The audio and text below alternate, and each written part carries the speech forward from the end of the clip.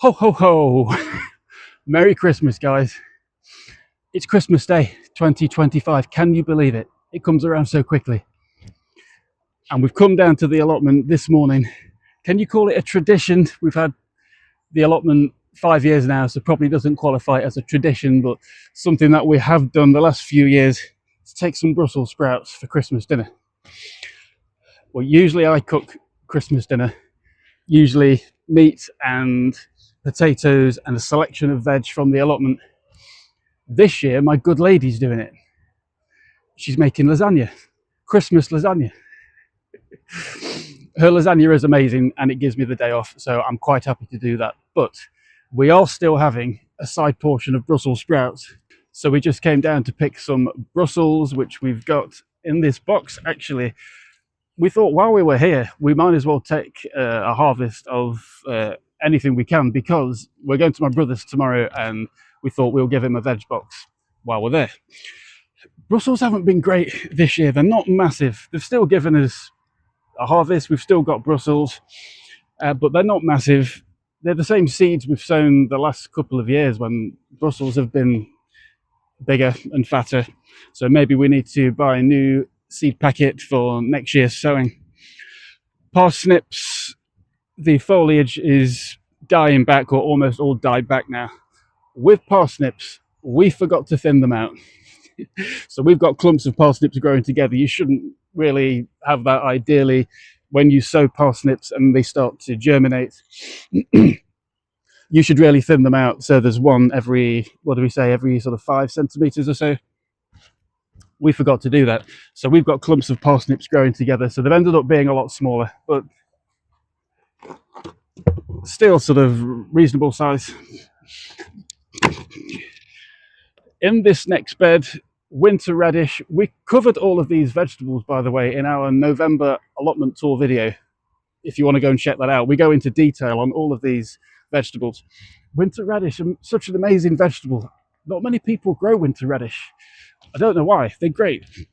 They're like a normal radish, but that sort of size, and you cook with them. Basically, you can add them to bolognese, stews, anything you're cooking with, really. In the end bed, there is swede, and we've just harvested one of them too. We came across actually a photo of when we were doing up this half of the allotment, and it shows you these 4 beds and how we made these beds. This is all no dig. Our allotment's all no dig. This was just cardboard on top of what was there at the time, which was weeds, well rotted horse manure on top. At the start, we did have slabs for the paths. That was mainly to keep the weeds down, which worked. We've since took the slabs up, and this half of the allotment is now all wood chip. So this bed here had almost all autumn cropping vegetables, and we showed that in the November allotment tour video. If you want to go and check that out, see what was growing here.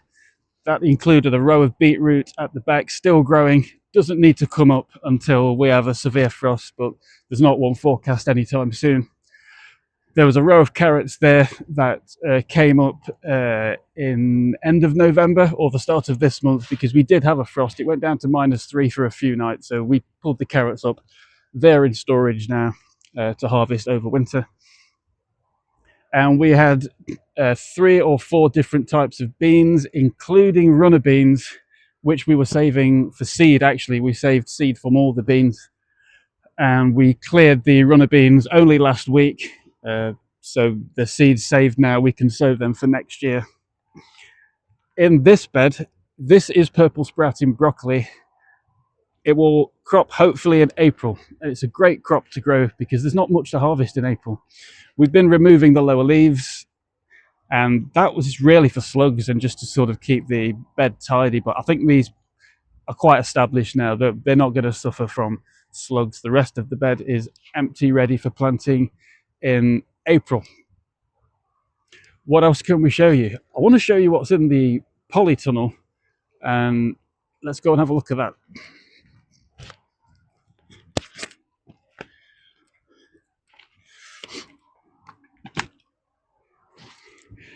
So I just wanted to finish this video by showing you these amazing chilies.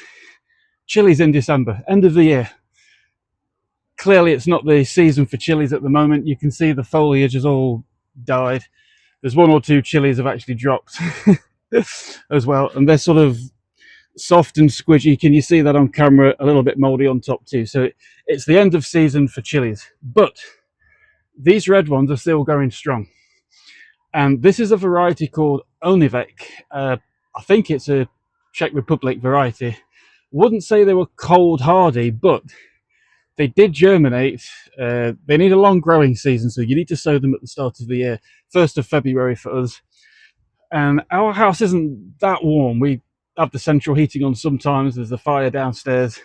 Around about 17 degrees room temperature, these germinated, which is fantastic for a chili.